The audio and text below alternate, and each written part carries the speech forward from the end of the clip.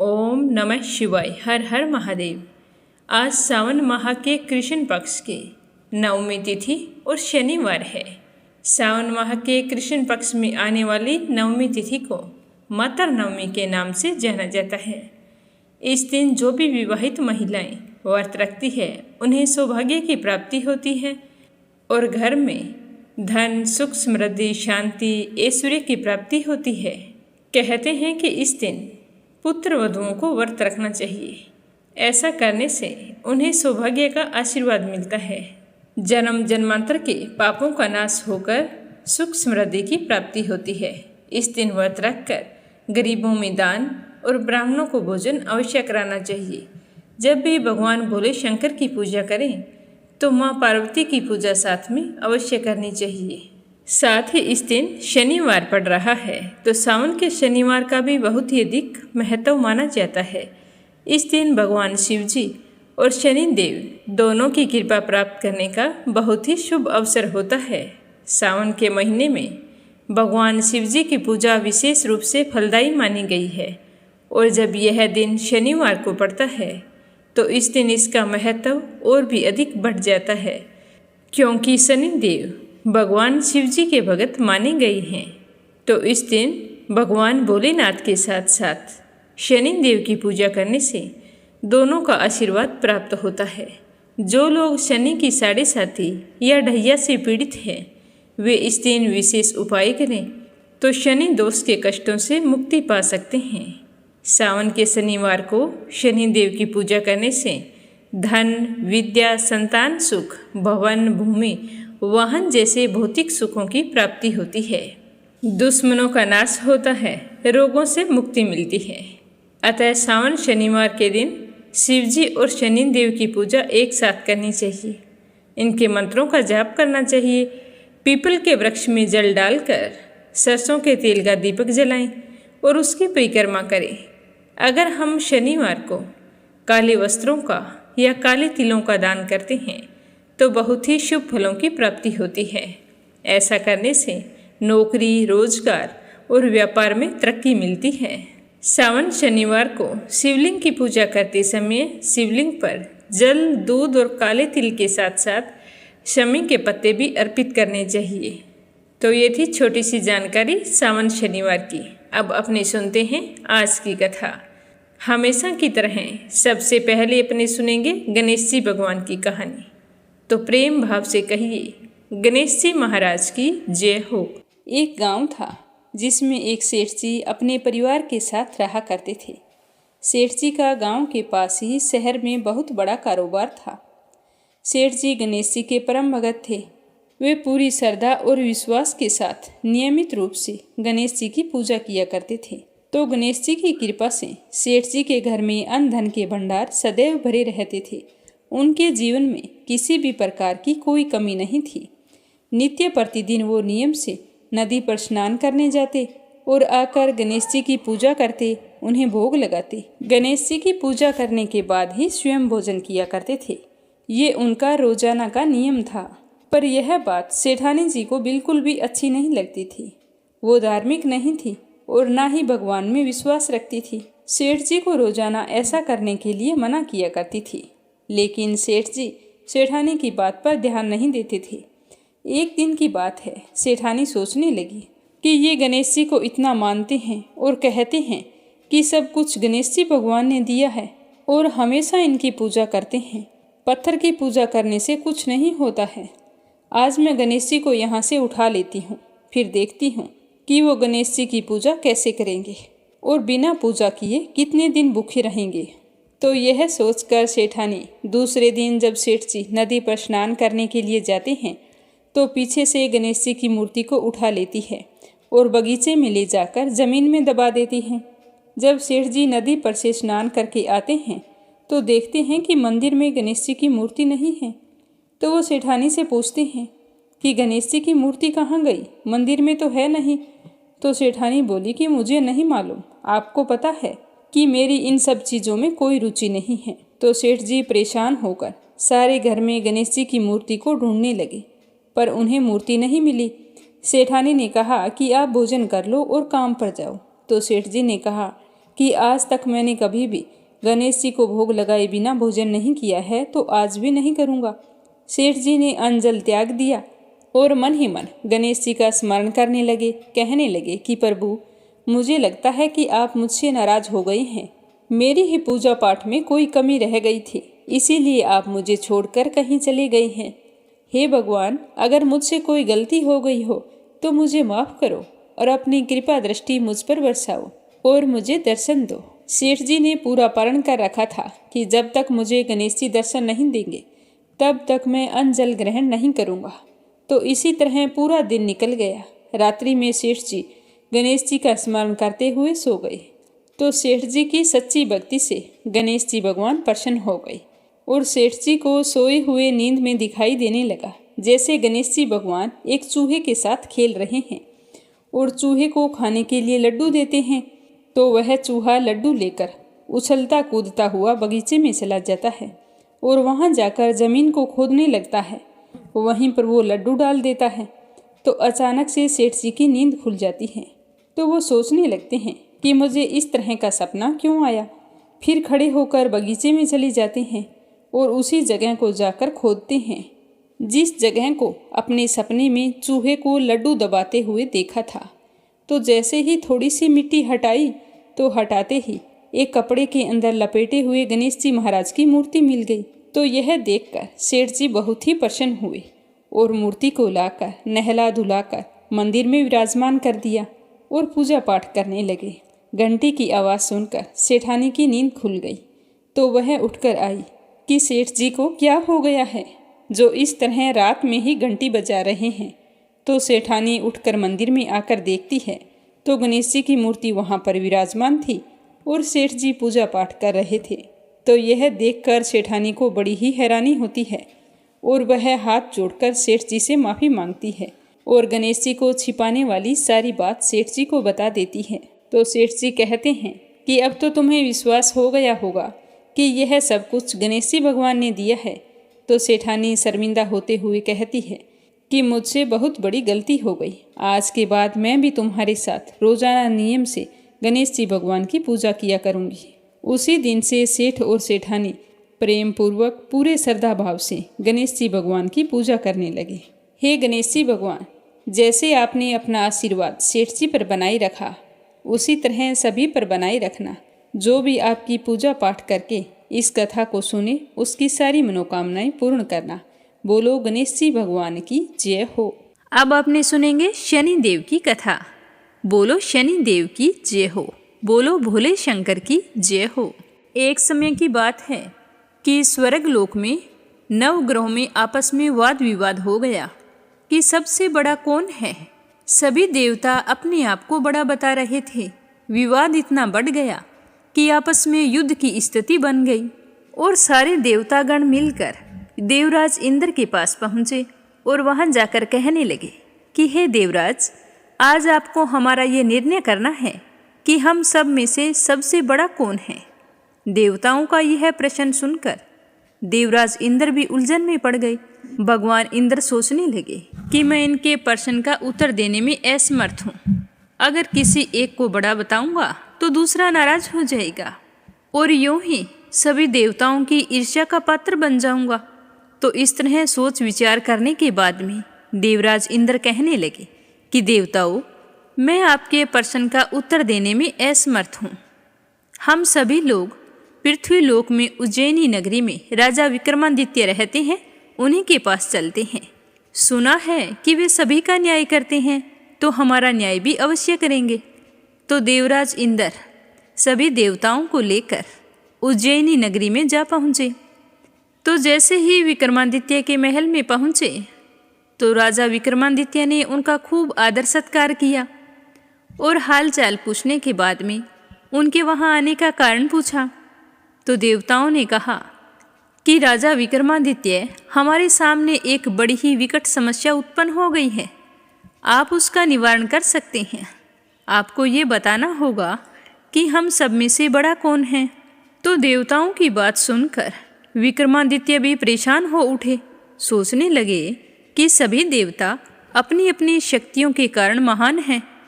किसी को छोटा या बड़ा कहकर कष्ट देने से मुझे उनके क्रोध का प्रकोप सहन करना होगा। इसमें भयंकर हानि भी हो सकती है। तो इस तरह सोचते सोचते विक्रमादित्य को एक उपाय सूझा और उन्होंने विभिन्न धातुओं के जैसे स्वर्ण, चांदी, कांसा, तांबा, सीसा, रांगा, जस्ता, अब्रक व लोहे के 9 आसन बनवा लिए। धातुओं के गुणों के अनुसार 9 आसनों को सभी देवताओं के पीछे रख दिया और फिर देवताओं को कहा कि अब आपको अपने अपने सिंहासन पर बैठना है। तो देवताओं के बैठने के बाद राजा विक्रमादित्य ने कहा कि आपका निर्णय तो स्वयं हो गया है। जो सबसे पहले सिंहासन पर विराजमान हुआ वो सबसे बड़ा है। तो राजा विक्रमादित्य के निर्णय को सुनकर शनि देवता ने सबसे पीछे आसन पर बैठने के कारण अपने आप को छोटा जान लिया और क्रोधित होकर कहने लगा कि राजा विक्रमादित्य, आपने मेरा अपमान किया है। तुम मेरी शक्तियों से परिचित नहीं हो। मैं तुम्हारा सर्वनाश कर दूंगा। तो इस तरह गुस्से में शनिदेव कहने लगे कि सूर्य एक राशि पर 1 महीने, चंद्रमा 2.25 दिन, मंगल 1.5 महीने, बुध और शुक्र 1 महीने, बृहस्पति 13 महीने रहते हैं, लेकिन मैं किसी की राशि पर 7.5 वर्ष तक रहता हूँ, जिसे 7.5 कहते हैं। बड़े बड़े देवताओं को भी मैंने अपने प्रकोप से पीड़ित किया है। श्री राम को भी 7.5 के कारण ही वन में जाकर रहना पड़ा और रावण को 7.5 के कारण ही युद्ध में मृत्यु का शिकार बनना पड़ा। राजा, अब तू मेरे प्रकोप से कभी नहीं बच सकता। तो इस तरह शनिदेव का क्रोध राजा विक्रमादित्य चुपचाप सुनते रहे। उन्होंने बोलकर कुछ नहीं कहा। अन्य देवता तो प्रसन्नता के कारण चले गए, परंतु शनिदेव बड़े ही क्रोध के साथ वहां से विदा हुए। यह बात राजा विक्रमादित्य को बिल्कुल भी अच्छी नहीं लगी, पर क्या कर सकते थे। 1-2 दिन तक तो राजा के मन में यह बात चलती रही कि मेरी वजह से शनिदेव दुखी हो गए हैं, और फिर राजा अपने काम काज में भूल गए। पहले की तरह ही न्याय करते रहे। उनके राज्य में सभी स्त्री पुरुष बहुत आनंद से जीवन यापन कर रहे थे। इस तरह कुछ महीने बीत गए, परंतु शनिदेव अपने अपमान को कभी नहीं भूले। उन्हें तो वो बराबर सूल की तरह चुभ रहा था। तो शनिदेव ने राजा विक्रमादित्य से बदला लेने के लिए एक दिन घोड़े के व्यापारी का रूप धारण किया और बहुत सारे घोड़ों के साथ उज्जैनी नगरी जा पहुँचे। जब इस बात का पता राजा विक्रमादित्य को लगा कि राज्य में कोई घोड़े का व्यापारी आया है, तो उन्होंने अपने अश्वपाल को कुछ घोड़े खरीदने के लिए भेज दिया। तो अश्वपाल व्यापारी के रूप में आए शनिदेव के पास पहुँचे और राजा के घोड़े खरीदने की बात कही। तो व्यापारी ने कहा कि घोड़े बहुत कीमती हैं, आपके राजा नहीं खरीद सकते।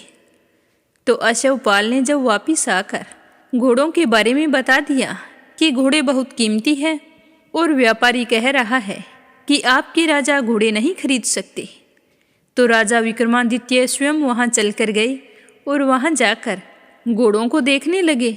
घोड़े एक से बढ़कर एक थे। राजा को बड़े ही पसंद आ रहे थे।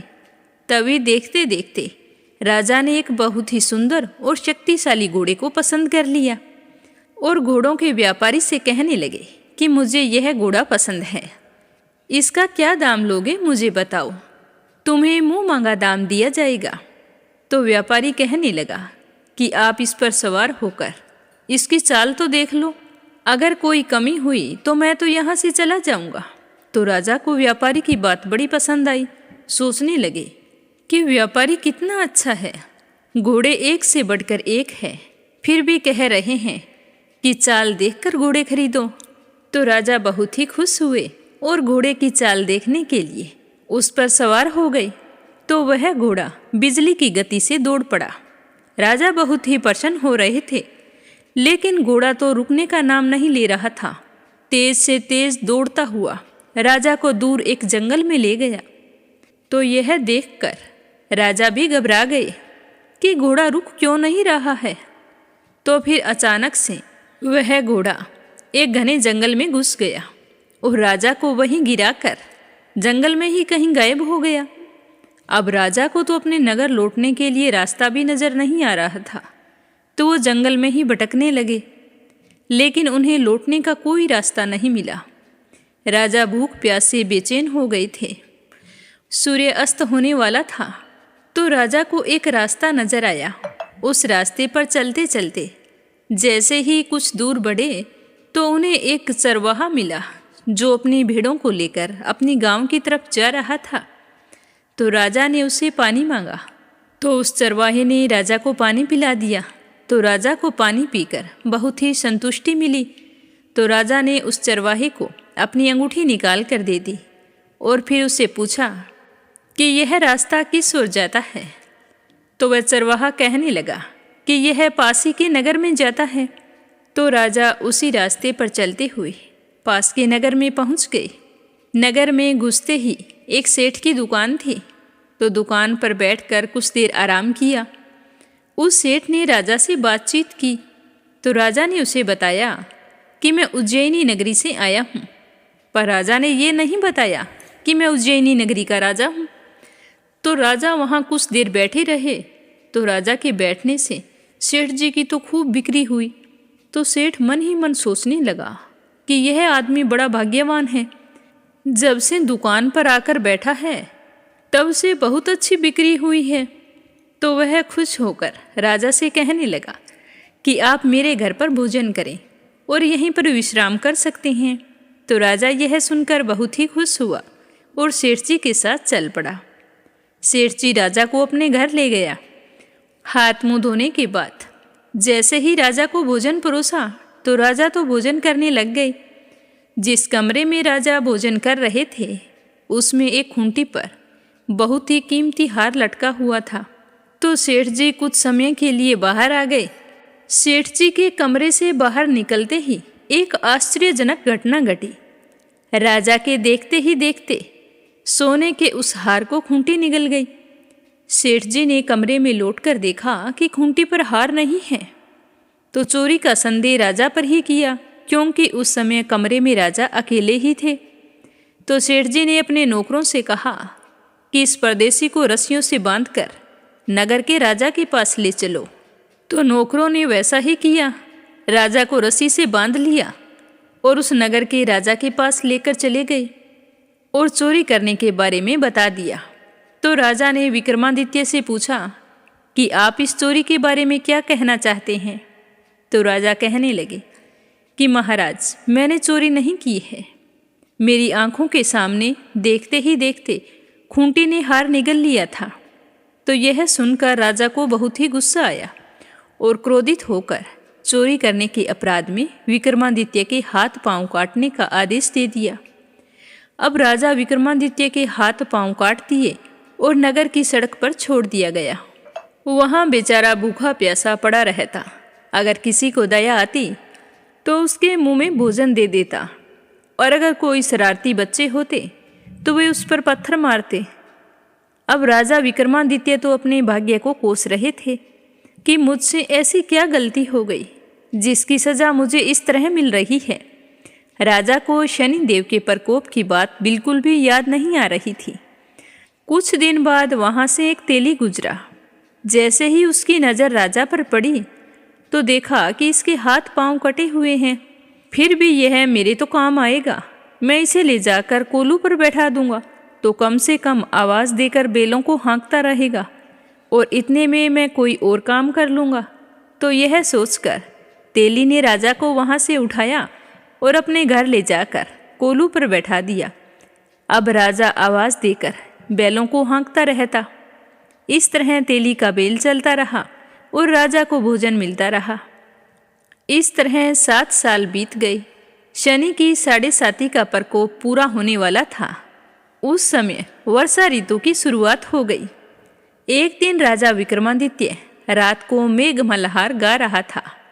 तभी नगर के राजा की लड़की राजकुमारी मोहिनी रथ पर सवार होकर उस तेली के घर के आगे से गुजरी। जब उसने मेघ मल्हार सुना तो उसे बहुत ही अच्छा लगा। उसने दासी को भेजकर गाने वाले को बुला लाने को कहा। तो राजकुमारी मोहिनी की बात सुनकर दासी तेली के घर गई और कहा कि तुम्हारे घर जो आदमी मेघ मल्हार गाता है उसे राजकुमारी साहिबा ने बुलाया है। तो तेली ने कहा क्योंकि वो तो अपंग है, उसके हाथ पांव कटे हुए हैं, वह कहीं आ जा नहीं सकता। तो दासी ने वापस लौटकर राजकुमारी को अपंग के बारे में बता दिया कि तेली के घर बैलों को हाँकने के लिए एक आदमी रखा है, उसके हाथ पैर नहीं हैं, वही मेघ मल्हार गाता है।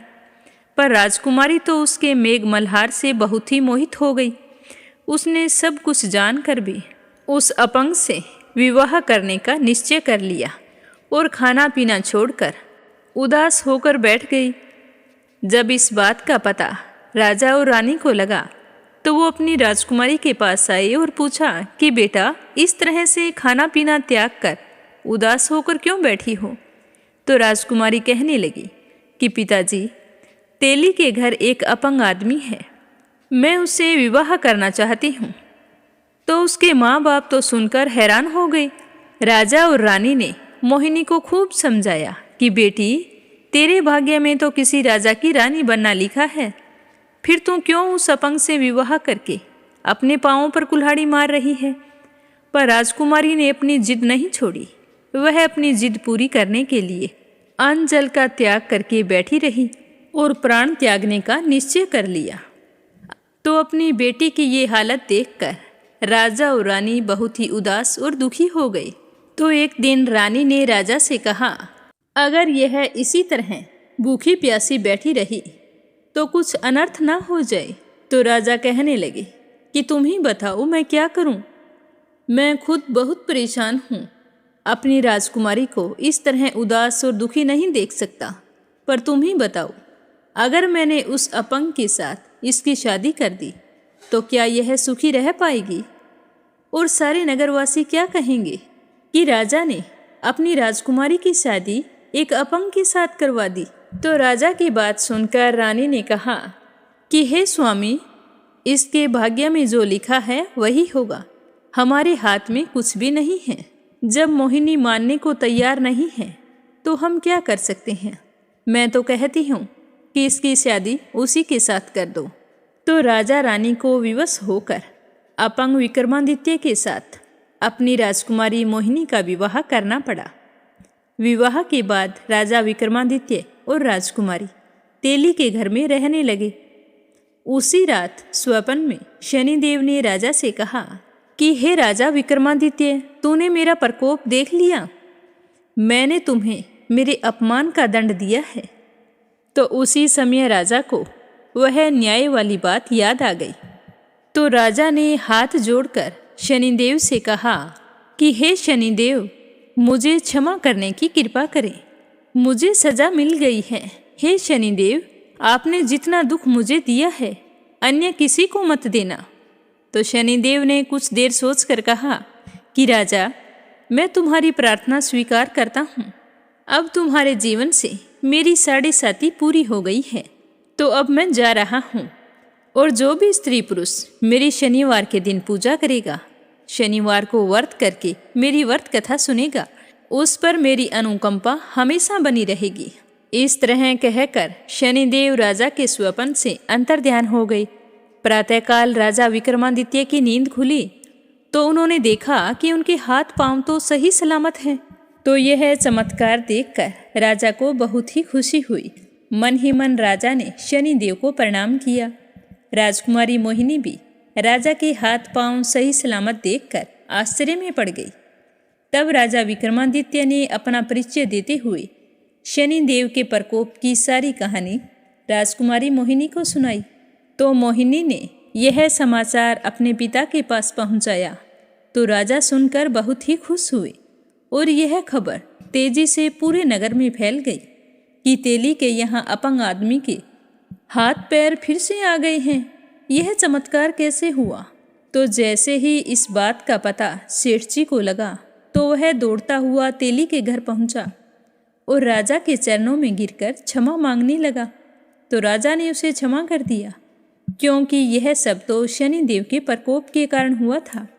तो सेठ जी कहने लगा कि राजन, अब आपको मेरे घर पर चलकर भोजन करना होगा। तो राजा को साथ लेकर अपने घर चला गया। वहाँ जैसे ही राजा भोजन करने लगे तो फिर से एक आश्चर्यजनक घटना घटी। सबके देखते ही देखते उस खूंटी ने हार वापस उगल दिया।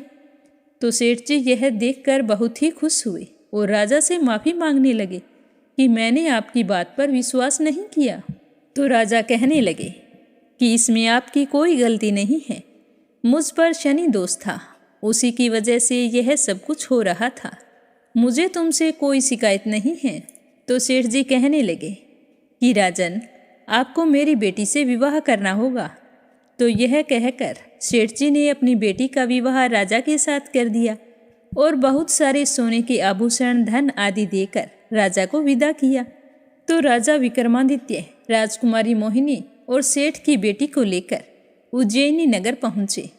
तो राजा को पुनः पाकर सारे नगरवासी बहुत ही खुश हुए और उनका खूब स्वागत किया। राजा से पूछने लगे कि राजन, इतने दिन आप कहाँ थे? तो राजा ने अपनी प्रजा को सारी बात बताते हुए कहा कि आज के बाद हमारे पूरे नगर में शनि देव सब देवों में सर्वश्रेष्ठ है। प्रत्येक स्त्री पुरुष शनिवार को उनका व्रत करें और व्रत कथा सुने, ताकि आप सब पर शनि देव की कृपा दृष्टि बनी रहे। तो राजा विक्रमादित्य की घोषणा से शनिदेव बहुत ही प्रसन्न हुए। शनिदेव का व्रत करने और व्रत कथा सुनने के कारण सभी लोगों की मनोकामनाएं शनिदेव की अनुकंपा से पूरी होने लगी और सभी लोग आनंद पूर्वक रहने लगे। बोलो शनि महाराज की जय हो। अब अपने सुनते हैं स्कंद पुराण की कथा। बोलो स्कंद पुराण की जय हो, शिव परिवार की जय हो। नारद जी कहते हैं कि हे अर्जुन, उसके बाद महिसागर संगम में जब मैंने स्थान की स्थापना कर ली, तब मेरे मन में यह विचार आया कि यह तीर्थ भगवान वासुदेव के बिना तो शोभा ही नहीं पा रहा। ठीक उसी तरह जिस तरह बिना सूर्य के संसार सुशोभित नहीं होता है, भगवान विष्णु जी तो भूषण के भी भूषण हैं। जिस तीर्थ में, जिस घर में, जिस हृदय में तथा जिस शास्त्र में मेरे स्वामी भगवान विष्णु नहीं है, वह तो सब कुछ असत है। इसीलिए वरदायक भगवान पुरुषोत्तम को प्रसन्न करके संपूर्ण संसार पर अनुग्रह करने की कामना से इस तीर्थ में उन्हें साक्षात कला सहित लेकर आऊँगा। मैंने ऐसा विचार किया और वहीं पर ठहर गया और ज्ञान योग के द्वारा योगीश्वर श्री हरि को संतुष्ट करने के लिए 100 वर्षों तक आराधना करता रहा। संपूर्ण इंद्रियों को अपने वश में करके वासुदेव में होकर सब प्राणियों पर कृपा रखते हुए अष्टाक्षर मंत्र के जप में लगा रहा। इस प्रकार मेरी आराधना करने पर गरुड़ पर बैठे हुए भगवान श्री हरि ने कोटि कोटि गणों के साथ आकर मुझे प्रत्यक्ष दर्शन दिए। तब मैंने श्री हरि को विधि पूर्वक अर्घ्य देकर प्रणाम किया और दोनों हाथ जोड़कर कहा कि हे प्रभु, पूर्व काल में श्वेत द्वीप नामक धाम में मैंने आपकी अजन्मा सनातन नर नारायण स्वरूप का दर्शन किया है। हे जनार्दन, उसी रूप की एक कला यहीं पर स्थापित कर दीजिए। हे प्रभु, यदि आप प्रसन्न हैं तो मेरी यह प्रार्थना स्वीकार करें। तो इस तरह मेरे प्रार्थना करने पर भगवान गरुड़ ध्वज ने कहा कि हे ब्रह्मापुत्र नारद, तुम्हारे हृदय में जिस आकांक्षा का उदय हुआ है वह उसी रूप में पूर्ण हो। मुझे इस तीर्थ में सदैव निवास करना है। इस तरह कहकर श्री विष्णु जी प्रतिमा में अपनी कला स्थापित करके भगवान विष्णु वहाँ से चले गए। तब मैंने संपूर्ण संसार पर अनुग्रह करने की इच्छा से उनके श्री अर्चा विग्रह की स्थापना की। साक्षात श्वेत द्वीप निवासी श्री हरि यहाँ विराजमान हैं, जो कि सबसे वृद्ध हैं। अतः वे इस तीर्थ में वृद्ध वासुदेव के नाम से विख्यात हुए हैं। कार्तिक मास के शुक्ल पक्ष में जो कल्याण में एकादशी आती है, उस दिन झरने अथवा नदी आदि के जल में विधि पूर्वक स्नान करके जो पुरुष पंचोपचार द्वारा भक्ति भाव से श्री हरि का पूजन करता है तथा उपवास और जागरण करते हुए श्री हरि के आगे संगीत का आयोजन करता है, अथवा दंभ और क्रोध त्याग कर श्री हरि विष्णु की महिमा एवं लीला की कथा कहता है तथा मन और इंद्रियों को वश में रखते हुए प्रसन्नचित होकर यथासंभव दान दक्षिणा देता है, वह चाहे ब्रह्म हत्यारा ही क्यों ना हो, अनेक जन्मों की समस्त पाप राशि से मुक्त हो जाता है। इसके सिवा वह अंत में गरुड़ संबंधी विमान के द्वारा साक्षात बैकुंठ धाम को प्राप्त होता है। श्रद्धापूर्वक, प्रसन्नतापूर्वक, उत्साह के साथ, आंतरिक अभिलाषा से अहंकार को छोड़कर भगवान को स्नान करा के उन्हें धूप और चंदन चढ़ाकर पुष्प और नैवेद्य समर्पण करके अर्घ्य दान देकर प्रत्येक पहर में अत्यंत भक्ति भाव से भगवान जी की आरती उतारकर चंवर डुलाने का आनंद लेते हुए भैरी बजाते हुए पुराण कथा सुनता है और भक्ति युक्त चित्त से नृत्य करके नींद से दूर रहकर क्षुधा पिपासा तथा रसास्वादन की इच्छा से रहित होकर भगवान के चरणार विंदों की सुगंध को सूंघते हुए भगवत प्रिय रात्रि संगीत का आयोजन करके भगवत तीर्थ में जाकर प्राणायाम पूर्वक, ब्रह्मचर्य के पालन पूर्वक, स्तोत्र पाठ के साथ भगवान के चरणोदक को ग्रहण करते हुए सत्य भाषण पूर्वक सत्संग का लाभ उठाते हुए तथा कथा उपदेश आदि के सहित इन 25 विशेषताओं के साथ जो मनुष्य एकादशी की रात में भगवान के समीप जागरण करता है वह फिर इस भूमि में जन्म नहीं लेता है। पूर्व काल की बात है कि इस श्रेष्ठ तीर्थ में एक ऐत्रेय नामक ब्राह्मण रहते थे। उन परम भाग्यशाली ब्राह्मण देवता ने यही भगवान वासुदेव की कृपा सिद्धि प्राप्त की थी। तो यह सुनकर अर्जुन पूछने लगा कि हे देवऋषि नारद जी, ऐत्रेय किसके पुत्र थे? उनका निवास स्थान कहाँ था? परम बुद्धिमान ऐत्रेय ने किस प्रकार भगवान वासुदेव के प्रसाद से सिद्धि प्राप्त की थी? तो अर्जुन की बात सुनकर नारद जी कहने लगे कि हे कुंती नंदन, यहीं मेरे द्वारा स्थापित स्थान में जो हारित मुनि रहते हैं उन्हीं के वंश में एक श्रेष्ठ ब्राह्मण उत्पन्न हुए जो मांडुकी नाम से विख्यात थे। वे वेद वेदांगों के पारंगत पंडित थे और उनकी एक पत्नी थी जिसका नाम था इत्रा, जो नारी के समस्त सद्गुणों से सुशोभित थी। उसके गर्भ से जो पुत्र हुआ उसी का नाम ऐत्रेय था। ऐत्रेय बाल्यावस्था से ही निरंतर ओम नमो भगवते वासुदेवाय मंत्र का जप करता था। उसे पूर्व जन्म में ही इस मंत्र की शिक्षा मिली थी। वह ना तो किसी की बात सुनता था, ना ही स्वयं कुछ बोलता था और ना ही अध्ययन करता था। तो उसे इस तरह ना बोलते, सुनते, कुछ करते हुए देखते तो सारे कहते कि यह बालक तो गूंगा है। उसके माता पिता उसे इस हाल में देखकर बड़े ही दुखी होते। उसके पिताजी ने उसे कई तरह के उपायों से समझाने की कोशिश की, हर चीज़ का बोध कराया, परंतु उसने लौकिक व्यवहार में कभी भी अपना मन नहीं लगाया।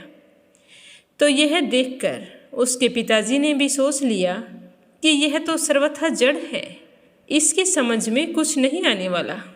तो उसके पिताजी ने एक पिंगा नाम की दूसरी स्त्री से विवाह कर लिया। उससे उसके 4 पुत्र हुए जो वेद वेदांगों के विद्वान थे। ऐत्रेय भी प्रतिदिन तीनों समय भगवान वासुदेव के मंदिर में जाकर उस उत्तम मंत्र का जप करने लगा। ऐत्रेय पूजा बड़ी लगन से और कभी भी समय चूकने नहीं देता था, लेकिन वह दूसरे किसी कार्य में परिश्रम नहीं करता था। तो यह देखकर उसकी माता इत्रा बहुत ही दुखी रहती थी। जब वह अपने सोत के पुत्रों की योग्यता देखती तो बहुत ही चिंतित हो उठती। एक दिन वह अपने पुत्र से कहने लगी कि बेटा, तू तो मुझे क्लेश देने के लिए ही पैदा हुआ है। मेरे जन्म और जीवन को धिक्कार है। संसार में उस नारी का जन्म निश्चय ही व्यर्थ होता है जो पति के द्वारा तिरस्कृत हो और जिसका पुत्र गुणवान ना हो। हे पुत्र, मैं तो बड़े खोटे भाग्य वाली हूँ। मेरी तो इच्छा हो रही है कि मैं महिसागर संगम में डूब मरूं, क्योंकि ऐसे जीवन से अच्छा तो मेरा मर जाना है। जीवित रहने में मुझे क्या लाभ है? मैं तो यही सोचकर आज तक जीवित थी कि आज नहीं तो कल तू एक दिन जरूर कुछ न कुछ बोल कर कहेगा। इसी तरह वर्षों बीत गए, पर तूने आज तक ना तो कुछ कहा है और ना ही कुछ किया है, तो ऐसा जीवन जीने से मुझे क्या लाभ है? इसीलिए मेरे मर जाने पर तुम भी आराम से भगवान का महामौनी भक्त होकर दीर्घ काल तक आनंद पूर्वक पूजा करना और अपने जीवन के सुख भोगना। तो अपनी माता के इस तरह के वचन सुनकर ऐतरेय जोर से हंस पड़े, क्योंकि वे बड़े धर्मज्ञ थे। उन्होंने 2 घड़ी भगवान का ध्यान करके माता के चरणों में प्रणाम किया और कहा कि माँ, तुम झूठे मोह में पड़ी हुई हो, अज्ञान को ही ज्ञान मान बैठी हो। हे माँ, जो सोचने योग्य नहीं है उसके लिए तुम क्यों शोक करती हो, और जो वास्तव में शोचनीय है उसके लिए तुम्हारे मन में तनिक भी शोक नहीं होता। यह संसार मिथ्य है, इसमें तुम इस शरीर के लिए क्यों चिंतित हो रही हो और क्यों मोहित हो रही हो? ये तो मूर्खों का काम होता है। तुम मेरी माँ होकर इस तरह की व्यर्थ बातों को सोचती रहती हो। तुम जैसी विदुषी स्त्रियों को यह शोभा नहीं देता है। संसार में सार तत्व तो कुछ और ही है, किंतु अज्ञान से मोहित मनुष्य किसी और ही असार वस्तु को सार समझने लगते हैं। तुम इस मानव शरीर को यदि सार मानती हो तो जरूर मानो, लेकिन इसकी असारता भी सुन लो। यह जो मानव शरीर है, यह गर्भ से लेकर मृत्यु के बाद तक सदा ही कष्ट ही पाता है। यह शरीर एक प्रकार का घर है। हड्डियों का समूह ही इसके भार को संभालने वाला खंभा है। नाड़ी जाल रूपी रस्सियों से इसे बांधा गया है। रक्त और मांस रूपी मिट्टी से इसको लिपा गया है। विष्ठा और मूत्र रूपी द्रव्यों के संग्रह का यह पात्र है।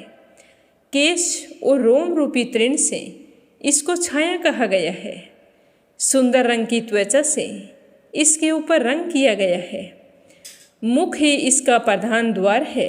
2 आँख, 2 कान, 2 नाक के छिद्र, ये ही 6 इसकी खिड़कियां हैं, और दोनों होठ ही इस द्वार को ढकने वाले किवाड़ हैं, और दांत किवाड़ बंद करने वाली किल्ली है। नाड़ी और पसीना ही नाली और जल प्रवाह है। यह सदा काल की मुख अग्नि में स्थित है। ऐसे इस देह रूपी गेह में जीव नाम वाला ग्रस्त निवास करता है। इस घर में त्रिगुणमयी प्रकृति ही उसकी पत्नी है, तथा क्रोध, अहंकार, काम, ईर्ष्या और लोभ आदि ही उस गृहस्थ रूपी शरीर की संतान है। कितने कष्ट की बात है कि जीव इस देह गेह की मोह माया से मूढ़ होकर तद अनुकूल बर्ताव करता है। अब मैं तुम्हें बताता हूँ कि उसका किस किस विषय में कैसे मोह होता है। वह सब कुछ ध्यान से सुनना। जैसे पर्वत से झरने गिरते रहते हैं, उसी प्रकार शरीर से कफ और मूत्र आदि बहते रहते हैं। उसी देह के लिए जीव मोहित होता है। विष्ठा और मूत्र से भरे हुए चरम पात्र की भांति यह शरीर समस्त अपवित्र वस्तुओं का भंडार है, और इसका एक भी अंश पवित्र नहीं है। अपने शरीर से निकले हुए मल मूत्र आदि के जो प्रवाह हैं, उनका स्पर्श हो जाने पर मिट्टी और जल से हाथों को शुद्ध किया जाता है। उन्हीं अपवित्र वस्तुओं के भंडार रूप इस देह से न जाने मनुष्य को वैराग्य क्यों नहीं होता है। सुगंधित तेल और जल आदि के द्वारा यत्न पूर्वक भली भांति सफाई करने पर भी यह शरीर अपनी स्वाभाविक अपवित्रता को नहीं छोड़ता है। ठीक उसी तरह जैसे कुत्ते की टेढ़ी पूंछ को कितना ही सीधा किया जाए, वह अपना टेढ़ापन नहीं छोड़ पाती है। अपनी देह की अपवित्र गंध से जो मनुष्य विरक्त नहीं होता, उसे वैराग्य के लिए अन्य किस साधन का उपदेश दिया जाए। दुर्गंध तथा मल मूत्र के लेप को दूर करने के लिए ही शारीरिक शुद्धि का विधान किया गया है। गंध और लेप का निवारण हो जाने के पश्चात आंतरिक भाव की शुद्धि होने से मनुष्य शुद्ध होता है। भाव शुद्धि ही सबसे बढ़कर पवित्रता है। वही सब कर्मों में प्रमाणभूत है। आलिंगन पत्नी का भी किया जा सकता है और पुत्री का भी किया जा सकता है, परंतु दोनों में भाव का महान अंतर होता है। प्यारी पत्नी का आलिंगन किसी और भाव से किया जाता है और पुत्री का आलिंगन दूसरे भाव से किया जाता है। अतः अपने चित्त को शुद्ध करना चाहिए। ब्रह्म शुद्धि के दूसरे साधनों से क्या लेना देना है। भाव दृष्टि से जिसका अंतःकरण अत्यंत शुद्ध है, वह स्वर्ग और मोक्ष को भी प्राप्त कर लेता है। ज्ञान रूपी निर्मल जल तथा वैराग्य रूपी मृत्तिका से ही पुरुष के अविद्या एवं रागमय मल मूत्र के लेप और दुर्गंध का शोधन होता है। इस प्रकार इस शरीर को स्वभावतः अशुद्ध ही माना गया है। जैसे केले के वृक्ष में केवल वल्कल ही सार है, उसी प्रकार इस देह में केवल त्वचा मात्र सार है। वास्तव में यह सर्वथा निसार है। जो बुद्धिमान अपने शरीर को इस प्रकार दोष युक्त जानकर उदासीन हो जाता है, उसकी ओर से अनुराग स्थिर कर लेता है, वही इस संसार बंधन से छूटकर निकल पाता है। किंतु जो दृढ़तापूर्वक इस शरीर को पकड़े हुए रहता है, इसके मोह को नहीं छोड़ता है, इसके मोह में लगा हुआ संसार में ही पड़ा रहता है। इस प्रकार यह मानव जन्म लोगों के अज्ञान दोष से तथा नाना कर्मवश दुख स्वरूप और महान कष्टदायक बताया गया है। जैसे बड़े भारी पर्वत से दबा हुआ कोई प्राणी बड़े कष्ट से पीड़ित रहता है, उसी प्रकार गर्भ की झिल्ली में बंधा हुआ महान मनुष्य वहाँ पर नाना प्रकार के कष्टों को भोगता है। जैसे समुद्र में गिरा हुआ कोई मनुष्य अत्यंत व्याकुल होकर बड़े भारी दुख से घिर जाता है, समझ में कुछ नहीं आता है, उसी प्रकार गर्भ में रहने वाला शिशु जल में भीगे हुए अंगों के कारण बहुत ही दुखी रहता है। जैसे किसी को लोहे के घड़े में रखकर आग से पकाया जाता है, वैसे ही गर्भ रूपी घट में डाला हुआ जीव जठरा नल की आंच से पकता रहता है। यदि आग के समान दहकती हुई सुइयों से किसी को निरंतर छेदा जाता है तो उसे कितनी पीड़ा होती है। उससे भी 8 गुना अधिक पीड़ा गर्भ में भोगनी पड़ती है। इस प्रकार स्थावर जंगम सभी प्राणियों को अपने अपने गर्भ के अनुरूप यह महान गर्भ रूप दुख प्राप्त होता रहता है। ऐसा कहा गया है, गर्भ में स्थित होने पर सभी को अपने पूर्व जन्मों का स्मरण हो आता है। उसी समय जीव इस प्रकार सोचता है कि मैं मरकर पुनः उत्पन्न हुआ और उत्पन्न होकर पुनः मृत्यु को प्राप्त हुआ। जन्म ले लेकर मैंने सहस्त्रों योनियों का दर्शन किया है। इस समय जन्म धारण करते ही मेरे पूर्व संस्कार जाग उठे हैं। अतः अब मैं ऐसे कल्याणकारी साधन का अनुष्ठान करूँगा जिससे पुनः मेरा गर्भवास ना हो। संसार बंधन को दूर करने वाले भगवदीय तत्व ज्ञान का मैं चिंतन करूँगा। इस प्रकार उस दुख के छूटने के उपाय पर वह विचार करता हुआ जीव गर्भ में चिंता मगन ही रहता है। लेकिन जब उसका जन्म होने लगता है, उस समय उसे गर्भ की अपेक्षा भी कोटि गुना अधिक दुख प्राप्त होता है। गर्भवास के समय जो उसकी बुद्धि जागृत होती है, वह जन्म होते ही नष्ट हो जाती है। बाहर की हवा लगते ही मूढ़ता आ जाती है। मोहग्रस्त होने पर शीघ्र ही उसकी स्मरण शक्ति का नाश हो जाता है और स्मरण शक्ति नष्ट होते ही उस जीव में फिर से शरीर के प्रति अनुराग हो जाता है। इस प्रकार राग और मोह के वशीभूत हुआ वह मनुष्य संसार में ना करने योग्य पाप आदि कर्मों में लग जाता है। उनमें फंसकर ना तो वह अपने को जानता है और ना दूसरों को जान पाता है और ना ही किसी देवता को कुछ समझता है। अपने परम कल्याण की बात तक नहीं सुनता है। आँख रहते हुए भी वह देखता नहीं है। समतल मार्ग पर धीरे धीरे चलते हुए वह कदम कदम पर लड़खड़ाता है। विद्वानों के समझाने पर भी बुद्धि रहते हुए भी वह समझ नहीं पाता। इसीलिए राग और मोह के वशीभूत होकर संसार में क्लेश उठाता रहता है। जन्म लेने पर गर्भकाल में जागृत हुई पूर्व जन्म की स्मृति अथवा गर्भ के दुखों की स्मृति उसे नहीं रहती है। इसीलिए महर्षियों ने गर्भ दुख का निरूपण करने के लिए ही शास्त्रों का प्रतिपादन किया है। वे शास्त्र स्वर्ग और मोक्ष के उत्तम साधन हैं। सब कार्यों और प्रयोजनों को सिद्ध करने वाले इस शास्त्र ज्ञान के रहते हुए भी लोग उसे अपने कल्याण का साधन नहीं मानते हैं। यह तो अत्यंत अद्भुत बात है। जानते हुए भी अज्ञानी बनकर रहना और संसार के मोह माया में फंसकर अनेक तरह के दुखों को भोगना। तो आज की कथा को यहीं पर विराम देते हैं।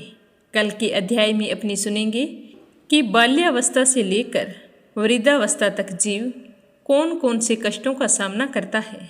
तो रोजाना नियम से सुनते रहिए। प्रेम से कहिए स्कंद पुराण की जय हो, शिव परिवार की जय हो। सावन शनिवार पर आज अपने सुनते हैं कीड़ी नगरा की कहानी। बोलो हरि हर की जय हो। एक समय की बात है, एक गांव में एक बूढ़ी माई रहती थी। उसके 2 बेटे तथा 2 बहुएं थी। बूढ़ी माई भगवान श्री हरि विष्णु की परम भगत थी।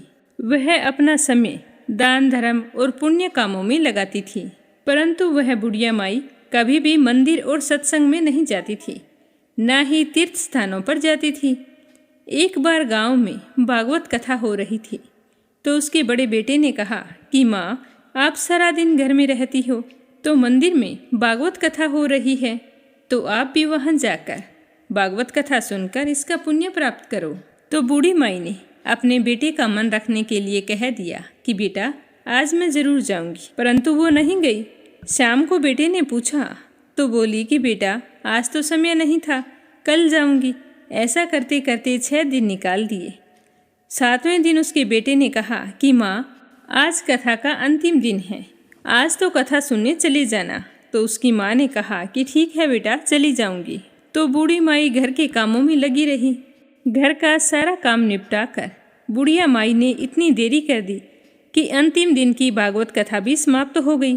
पर वह बूढ़ी माई घर से मंदिर के लिए चल पड़ी थी। उधर मंदिर से भगवान श्री हरि विष्णु एक बूढ़े सन्यासी का रूप धारण करके बुढ़िया माई के मार्ग में आके खड़े हो गई और बुढ़िया माई को देखकर कहने लगे कि माई, तुम अब कहाँ जा रही हो? तो बुढ़िया माई ने कहा कि भागवत कथा सुनने जा रही हूँ। तो सन्यासी रूपीधारी भगवान श्री हरि विष्णु ने कहा कि अब इतनी देर से क्यों जा रही हो? वहाँ तो अब कथा समाप्त भी हो गई, अब तुम वहाँ जाकर क्या करोगी? तो बुढ़िया माई ने कहा कि अब जब घर से निकली हूँ तो मंदिर तो जाकर ही आऊंगी, वरना शाम को अपने बेटे को क्या जवाब दूंगी। तो विष्णु भगवान कहने लगे कि अब वहाँ पर कथा तो समाप्त हो गई है और सारे भक्त जन भी अपने अपने घर चले गए हैं, तुम वहाँ जाकर क्या करोगी? मंदिर बंद हो गया है। तो बुढ़िया माई कहने लगी, कुछ नहीं तो वहाँ से एक ईंट उठा लाऊंगी, सोच लूंगी कि यही विष्णु जी का आशीर्वाद है। तो सन्यासी का रूप धारे भगवान श्री हरि विष्णु बोले कि तुम वहाँ से मिट्टी की ईंट लाओगी और उसके बदले में अगर मैं तुम्हें एक सोने की ईंट दे दूँ तो बुढ़िया माई ने कहा कि ठीक है, तुम सोने की ईंट दे दोगे तो मैं मंदिर जाकर क्या करूँगी। तो उसने भगवान से सोने की ईंट ली और अपने घर की तरफ वापस चल पड़ी। अब घर के बाहर खड़ी होकर बुढ़िया माई विचार करने लगी कि अगर मैं इस ईंट को घर में लेकर जाऊंगी तो बेटे बहू झगड़ा करेंगे, अब मुझे इसका क्या करना चाहिए। तो इस तरह सोचते सोचते बुढ़िया ने उस सोने की ईंट को आंगन के बाहर ही जमीन में गाड़ दिया। उस ईंट को लाने के बाद बूढ़ी माई का तो कभी पूजा पाठ में ध्यान नहीं लगता, ना कोई काम में ध्यान लगता था। जब भी खाने पीने के लिए बैठती तो उस ईंट की तरफ ध्यान चला जाता। वो तो सब कुछ छोड़ छाड़ कर बस उसी ईंट की निगरानी में बैठी रहती। तो इस तरह खाना पीना छोड़ देने के कारण बूढ़ी माई दिन ब दिन कमज़ोर होती चली गई। तो एक दिन उसके बेटों ने पूछा कि माँ, आप सारा दिन घर के बाहर क्या करती रहती हो और आजकल बिल्कुल कमज़ोर भी हो गई हो। तो बुढ़िया माई कहने लगी कि बेटा कुछ नहीं, मैं तो आने जाने वाले लोगों को देखती रहती हूँ। उसने अपने बेटों को ईंट के बारे में कुछ भी नहीं बताया। इसी तरह दिन ब दिन कमज़ोर होते होते एक दिन बूढ़ी माई चल बसी। यमराज के दूत बूढ़ी माई को लेने के लिए आए और उसे लेकर धर्मराज जी के पास पहुँचे। धर्मराज जी को सारी बात बताई तो धर्मराज जी ने बूढ़ी माई को कुतिया की योनी दे दी। तो वह कुतिया उसी पेड़ के नीचे बैठी रहती और उसी ईंट की तरफ अपना ध्यान लगाई रखती। तो इस तरह टकटकी लगाई देखकर बुढ़िया माई की बहू ने अपने पति से कहा कि इस कुतिया को यहाँ से भगा दो, यह तो पागलों की तरह एक ही तरफ देखती रहती है, कहीं बच्चों को ना काट खाए। तो उस बहू के पति बुढ़िया के बेटे ने एक लकड़ी उठाई और जोर से उस कुतिया को दे मारी। तो कुतिया तो बेचारी उस मार को सहन नहीं कर पाई और वो मर गई। मरकर फिर धर्मराज जी के पास गई तो धर्मराज ने उसे अब की बार सर्प की योनी दे दी। अब वह तो सर्प बनकर वहीं पर आ गई। जब भी समय मिलता आंगन के बाहर जहाँ सोने की ईंट गड़ी थी वहाँ चक्कर लगाकर वापस चली जाती। एक दिन बेटे बहू की नज़र उस पर पड़ गई तो उन्होंने उस सांप को भी मार दिया।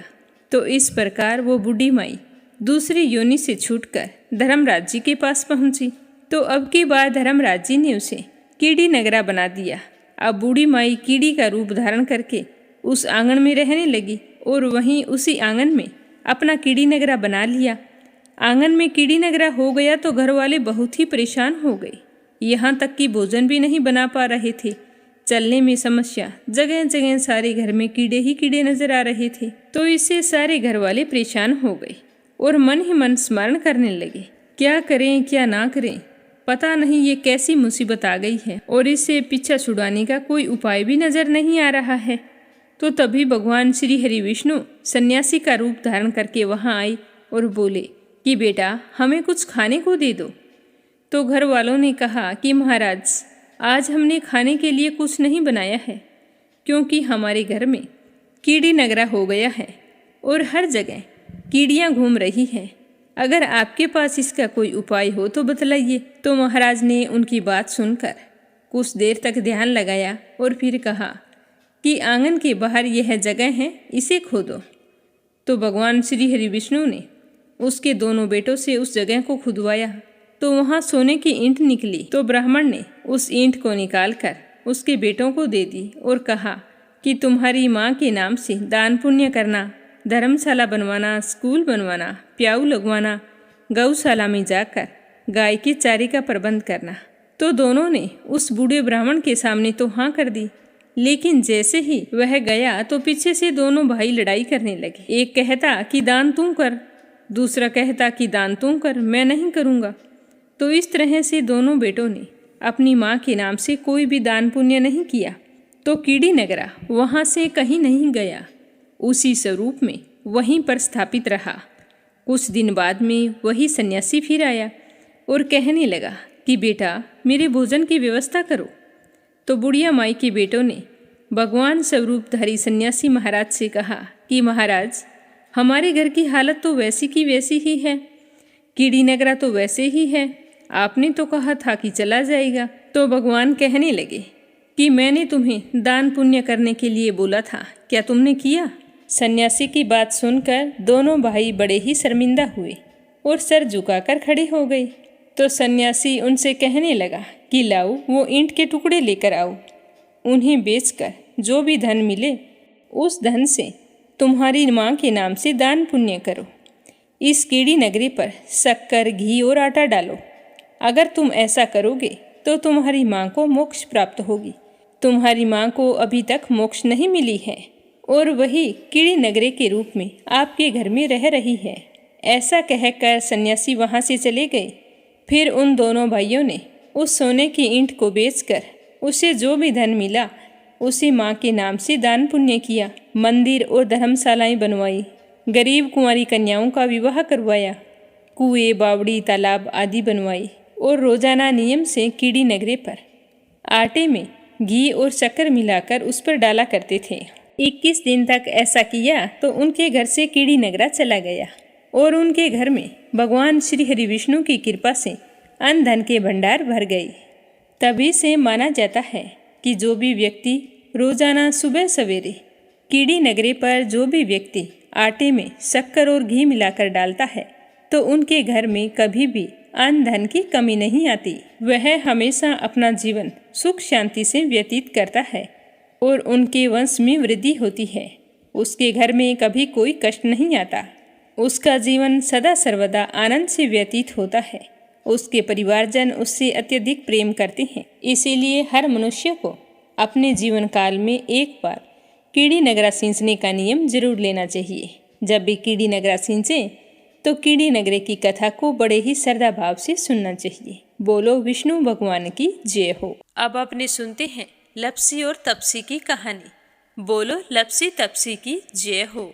बहुत पुराने समय की बात है। एक गांव में एक ब्राह्मण परिवार रहा करता था। उसमें पति पत्नी के अलावा उनके 2 बच्चे थे। एक बेटा था, एक बेटी थी। ब्राह्मण दंपति बहुत ही सरल स्वभाव के थे। समय मिलने पर प्रभु का स्मरण किया करते थे। उनकी बेटी बहुत ही संस्कारी और सुशील थी, लेकिन उनका बेटा आवारा किस्म का था। वह कोई काम धाम नहीं करता और ना ही कभी अपने माँ बाप का कहना मानता था। समय के साथ दोनों बहन भाई बड़े हो गए। बहन की शादी कर दी गई, पर भाई का वही हाल था। उसके माँ बाप ने उसे समझाया कि बेटा, अब हम वृद्ध हो चले हैं, तुम कोई काम किया करो। लेकिन उस पर उनकी बातों का कोई असर नहीं होता था। तो एक दिन ब्राह्मणी अपने पति से कहने लगी कि स्वामी, आप बिल्कुल काम छोड़ दीजिए। जब घर में कुछ भी नहीं होगा तो यह अपनी जिम्मेदारी समझेगा और काम पर लग जाएगा। तो ब्राह्मण ने दूसरे दिन से काम पर जाना छोड़ दिया। तो यह देखकर उनके बेटे ने कोई काम नहीं किया और चोरी करने चला गया। आते जाते राहगीरों को लूट लेता और उसी से अपने घर का गुजारा किया करता था। तो उसकी लूटने और चोरी करने की आदत से सारे गांव वाले उसे लपसी कहने लगे। तो लपसी की इस हरकत से उसके माँ बाप बहुत ही दुखी रहते थे, पर वह किसी की सुनने के लिए तैयार नहीं था। इसी तरह समय बीतता गया। एक दिन की बात है कि लपसी एक पीपल के पेड़ पर बैठा था। तभी शिव पार्वती जा रहे थे। पार्वती माता गहनों से लदी हुई थी। तो लपसी उन्हें देखकर सोचने लगा कि सूरत के कितने गहने हैं, आज ये सारे के सारे लूट लूँगा तो मुझे कई महीनों तक चोरी नहीं करनी पड़ेगी। तो वह लूटने के इरादे से पीपल की ओट में होकर बैठ गया। जैसे ही शिव पार्वती वहाँ से जाने लगे तो लपसी एकदम से शिव पार्वती के सामने आकर कहने लगा कि जल्दी से जितने सारे गहने पहन रखे हैं उतार दो। तो पार्वती माता कहने लगी कि तुम चोरी क्यों करती हो, तुम्हें पता है चोरी करना पाप है। तो लपसी कहने लगा कि क्या करूं, घर पर मेरे माँ बाप हैं, मेरी एक भांजी है, उनके लिए दोनों समय भोजन की व्यवस्था कहाँ से करूं, मुझे कोई काम तो आता नहीं है। तो लपसी की बात सुनकर पार्वती माता कहने लगी कि तुम जो चोरी करके पाप करते हो, इस पाप का भागी कौन बनेगा।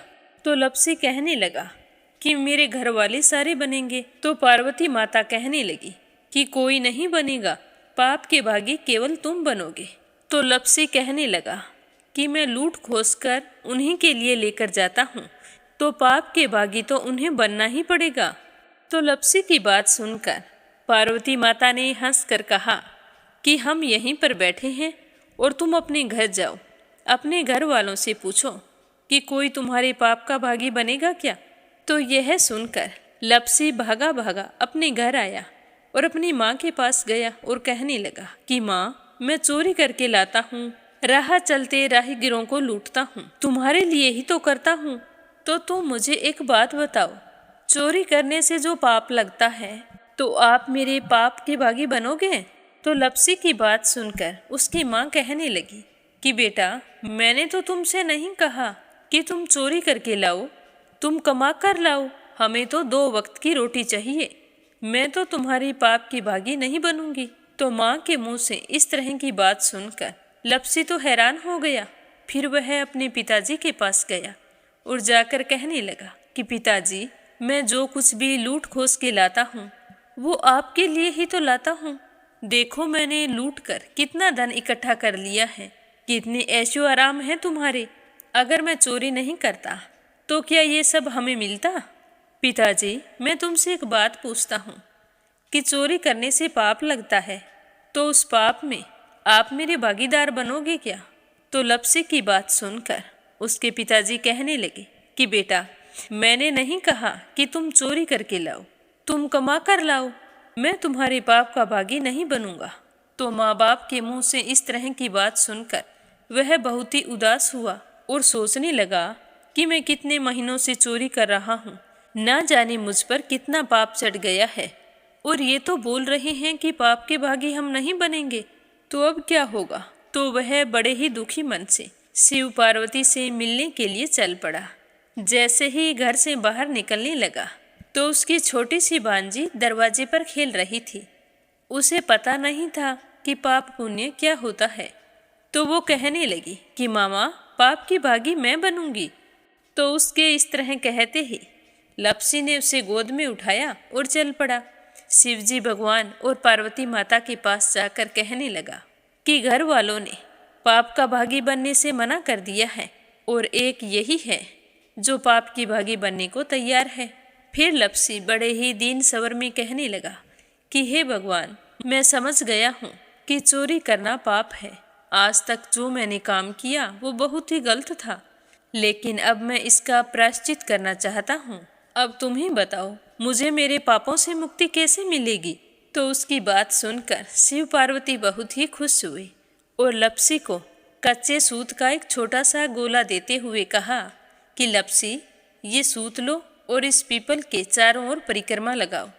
जब यह सूत समाप्त हो जाएगा तब तुम्हारे सारे पाप नष्ट हो जाएंगे। तो यह सुनकर लपसी बहुत ही खुश हुआ। सोचने लगा कि छोटा सा गोला है, अभी लपेट कर घर चला जाऊंगा, उसके बाद में कभी कोई पाप नहीं करूंगा। फिर उसने अपनी बांजी को कंधे पर बैठाया और पीपल की परिक्रमा लगानी शुरू कर दी। अब भगवान का वह सूत खत्म कहाँ होने वाला था। लपसी चक्कर लगाता गया पर वह सूत खत्म नहीं हुआ। चक्कर लगाते लगाते 1 महीने, 6 महीने, साल, पूरे 12 साल बीत गए, पर वह सूत खत्म नहीं हुआ। 12 साल बाद एक बार फिर शिव पार्वती जी वहाँ से गुजर रहे थे, तो पार्वती माता ने कहा कि स्वामी, चलो लपसी को चलकर देखते हैं। तो शिवजी कहने लगे, वो चोरी करने वाला, लूटने वाला कब का चला गया होगा। तो पार्वती माता कहने लगी कि नहीं स्वामी, चलकर देखने में क्या जाता है, चलो एक बार देखते हैं। तो शिव पार्वती जी जैसे ही पीपल वृक्ष के पास आए तो देखा कि लपसी तो अब भी चक्कर लगा रहा है। वहाँ चारों ओर गहरी खाई हो गई है और लपसी की बड़ी बड़ी दाढ़ी, मूंछें, नाखून बढ़ गए हैं। तो यह देखकर पार्वती माता ने कहा कि देखो स्वामी, आप तो कह रहे थे कि वो कब का ही चला गया, देखो इसके मन में सच्ची भक्ति है। तो पार्वती की बात सुनकर शिवजी ने कहा कि चलो अभी देख लेता हूँ। तो यह कहकर शिवजी ने एक सोने का कड़ा लपसी के आगे फेंक दिया। तो लपसी ने झट से उसके ऊपर पैर कर लिया। फिर अचानक से उसका ध्यान शिव पार्वती जी की ओर गया, तो वो हाथ जोड़कर कहने लगा कि भगवान, अब तो मेरे पाप समाप्त हो गए होंगे, आप मुझे यहाँ से जाने की आज्ञा दीजिए। आपका यह सूत अभी तक खत्म नहीं हुआ है। तो शिवजी भगवान ने कहा कि तुम्हारे पाप कर्म भी अभी तक पूरे नहीं हुए हैं। तो शिवजी की बात सुनकर लपसी कहने लगा कि भगवान, मुझे पूरे 12 वर्ष हो गए हैं आपकी भक्ति करते करते, और अब भी आप मुझ पर शक कर रहे हैं। तो शिवजी ने कहा कि अपना पैर उठाओ। तो जैसे ही लपसी ने अपना पैर उठाया तो उसके पैर के नीचे सोने का कड़ा था। तो यह देखकर लपसी शर्मिंदा हो गया और कहने लगा कि प्रभु, गलती हो गई, मुझे माफ़ करो, आगे से मैं ऐसी गलती कभी नहीं करूँगा। तो शिवजी कहने लगे कि नहीं लपसी, तुम्हारा पाप ऐसे पूरा नहीं हो सकता। अब तुम्हें 12 वर्ष तक और इसी तरह परिक्रमा करनी होगी, उसी के बाद तुम्हारे पाप समाप्त होंगे। यह कहकर शिव पार्वती वहाँ से चले गए और वह फिर से पीपल के पेड़ की परिक्रमा करता रहा। करते करते 12 साल बीत गए। 12 साल बाद में शिव पार्वती जी वहाँ पर आए तो उन्होंने देखा कि आज भी वो वहीं पर चक्कर लगा रहा है। तो शिवजी ने फिर उसके सामने सोने की अंगूठी फेंकी, पर उसने कोई ध्यान नहीं दिया। तो शिवजी भगवान प्रसन्न होकर कहने लगे कि हे लपसी, आज से तुम मेरी तपस्या करके तपसी बन गए हो। मैं तुम्हें वरदान देता हूँ कि तुम अपने जीवन में सारे सुखों को प्राप्त करेगा। और तूने 24 बरस तक मेरी भक्ति की है, इसका फल भी तुझे अवश्य मिलेगा। जो भी औरत गाय और कुत्ते की रोटी नहीं बनाएगी, उसका पुण्य फल तुम्हें मिलेगा। आंगन लीप कर दहलीज नहीं लीपेगी, तो उसका पुण्य फल भी तुझे ही मिलेगा। अगर हमारे घर की बहन बेटी को हम सूट, तीवल या साड़ी भेंट स्वरूप देते हैं, तो साथ में मोली का धागा और कुछ रुपए नहीं देंगे, तो उसका पुण्य फल भी तुम्हें ही मिलेगा। अगर कोई दिए से दिया जलाएगा, तो उसका पुण्य फल भी तुम्हें ही मिलेगा। अगर व्रत और पूजा पाठ में सारी कहानी सुन ले और तुम्हारी कहानी ना सुने, तो उसका पुण्य फल भी तुम्हें ही मिलेगा। कहा जाता है कि तभी से सुबह पहली रोटी गाय की और सुबह की अंतिम रोटी छोटी बनाई जाती है, और शाम को अंतिम रोटी बड़ी बनाई जाती है जो कुत्ते की होती है। और दिए से दिया भी नहीं जलाया जाता। और घर की बहन बेटियों को सूट और तीवल के साथ भेंट स्वरूप कुछ रुपए भी जरूर दिए जाते हैं। और उसी दिन से हर व्रत कथा के बाद में लपसी तपसी की कहानी जरूर सुनी जाती है। और कथा समाप्त होने पर कहा जाता है कि लपसी का फल लपसी को मिले, तपसी का फल तपसी को मिले। हमारी पूजा पाठ का, हमारे व्रत का और हमारी कहानी का पुण्य फल हमें मिले। बोलो लपसी तपसी की जय हो। तो ये थी लपसी और तपसी की कहानी। लपसी तपसी दो भाई नहीं थे। लपसी और तपसी एक ही आदमी का नाम था। लूट कर लाता था, इसीलिए उसे लपसी के नाम से पुकारते थे। और फिर भगवान की तपस्या करने के कारण उसे तपसी के नाम से जाना जाने लगा। बोलो लपसी तपसी की जय हो। अब अपने सुनते हैं कथा सुनने वाले प्यारे श्रोताओं के नाम। आज का पहला कमेंट अपराजिता मीना श्रीवास्तव नेपाल से। दूसरा है सरला रानी करनपुर से। तीसरा है देवी सिंह कार्तिक, पायल, सौम्या, उमा रघुवंशी गजबा सौदा से। रवि सैनी सीमा सैनी मलियाना से। संजय, सोनिया, हिताक्षी, दीपेश, मयंक हरियाणा से। परमेश्वरी रघुवीर सिंह दिल्ली से। आशा शर्मा, विष्णु, ज्योति, अंशु भीलवाड़ा से। राधा रोहिला दिल्ली से।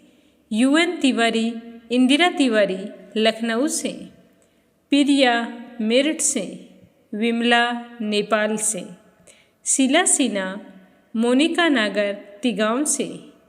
श्रीचंद यादव गया बिहार से। श्यामवती सुषमा हरियाणा से। आरती खैरावर अगरखर से। मीनू वालिया दिल्ली से। श्रीमती शर्मा अलीगढ़ से। रजनी बड़ोला उत्तराखंड से। बीना देविका कनिका वाशने अलीगढ़ से। धनीराम धर्मशाला हिमाचल प्रदेश से। सीमा जोशी, रवि कुमार जोशी दिल्ली से। सुनीता रानी मेरठ से। अनिल कुमार टिहरी करनाल से। दिल्ली बहादुर भंडारी, सरिता भंडारी, नम्रता भंडारी, सूरज भंडारी नेपाल से। इंदिरा तिवारी, शांति प्रसाद तिवारी, शुभांकित, दीपांकित, सुरभि, जया तिवारी, वैभवी, ऐश्वर्या तिवारी उत्तराखंड से। विप्लव हांजोंग असम से। मीरा अग्रवाल बंगाल से। निर्मला सिसोदिया दिल्ली से। श्रीमती यशोदा उड़ीसा से। कमला गुरुग्राम से। नीमा मठपाल रामनगर से। कोमल निर्मल मुंबई मीरा रोड से।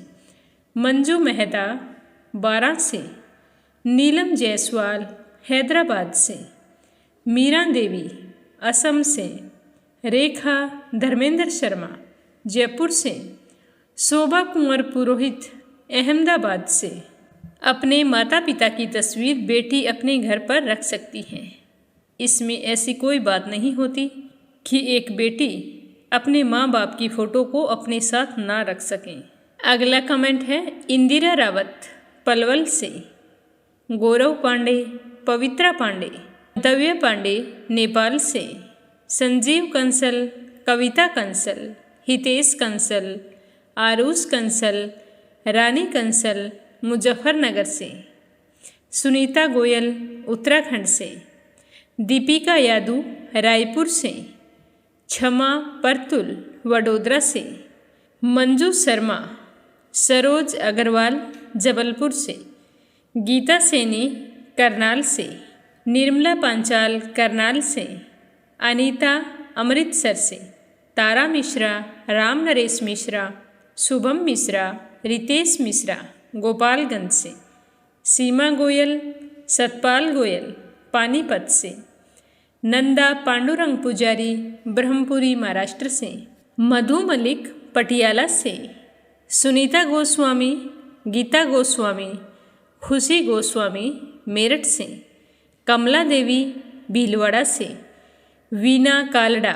आगरा से, अशोक कुमार जी भटनागर भोपाल मध्य प्रदेश से, उषा जांगीड़ सोदत सिटी से, गोवर्धन बैठा झारखंड से, मंजू चौधरी भीलवाड़ा से, रामावती देवी जगवीर सिंह, रवि कुमार, राहुल कुमार, अनुज कुमार, ज्योति वंदना, भावना, रुद्र कुमार, आराध्या, अविका, आन्या तोलू मोलू मेरठ से, ललिता सरसवा गुवाहाटी से, गुड्डी शर्मा नीलांग से, कमलेश बिल्ला जम्मू से, शकुंतला पंगल भिवानी से, शांताबेन वाघेला गुजरात के मंडल से, पुष्पा पटेल, हिमांशु, ब्रिजेश, दिशु, यानिक, जानकी, पराग लंदन से, शशि बाला, सावित्री ईश्वरलाल रामचंदानी गाजियाबाद से, श्रीमती कमलेश जबलपुर से, पूजा पाठक उत्तराखंड देहरादून कोशानी से, निकिता सेजवानी अहमदाबाद से, सीताराम जायसवाल, शकुंतला जायसवाल वाराणसी से, स्मिता सीताराम गायकवाड़ महाराष्ट्र से, कमलेश लाल रुड़की से, सुमन प्रसाद दिल्ली से, दुर्गा चौहान जोधपुर से। आप सभी श्रोताओं का बहुत बहुत धन्यवाद। अपना प्यार और विश्वास इस चैनल के साथ हमेशा यूं ही बनाए रखना। रोजाना प्रस्तुत होने वाली कथाओं को लाइक करना और ज़्यादा से ज़्यादा शिव भक्तों में शेयर करना, ताकि हमारा ये मीरा भक्ति स्टोरीज परिवार खूब बड़ा हो, खूब तरक्की करे। आप सभी के मंगल जीवन की कामना करते हुए ओम नमः शिवाय, हर हर महादेव।